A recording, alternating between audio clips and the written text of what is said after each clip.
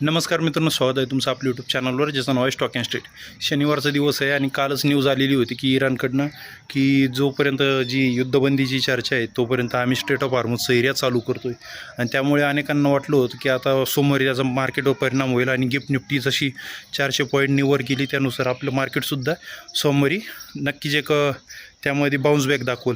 पण आता पुन्हा एक न्यूज आली इराणकडनं. त्यामध्ये इराणने सांगितलेलं आहे की आम्ही जो स्ट्रेट ऑफ हॉर्मुझचा एरिया आहे तो पूर्णपणे बंद करत आहोत. म्हणजे जे जहाज जाणार होते ते आता परत पुन्हा रोखण्यात येणार आहे.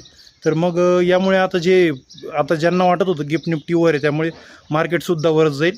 तर याचा नक्कीच परिणाम आपल्याला सोमवारी मार्केटवर बघायला भेटणार आहे. जे इंट्राडे करत आहेत, तर मी आता तुम्हाला सांगितलं होतं की मी इंट्राडेमध्ये काम करतो आहे आणि स्टॉक ऑप्शनमध्ये काम करतो आहे.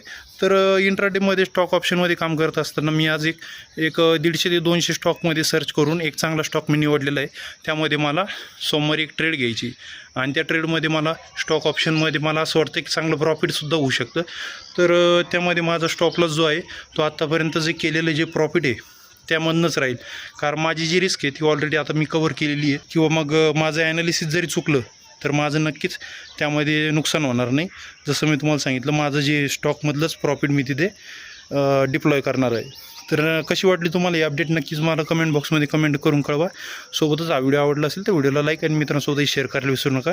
चॅनलवर जर नवीन असेल तर चॅनलला आपले सबस्क्राईब करा आणि बेल आयकॉन दाबायला विसरू नका, जेणेकरून नवनवीन अपडेट्स तुम्हाला वेळेवर भेटत राहतील. तर भेटूयात पुन्हा अशीच माहितीपूर्ण व्हिडिओमध्ये. तोपर्यंत धन्यवाद.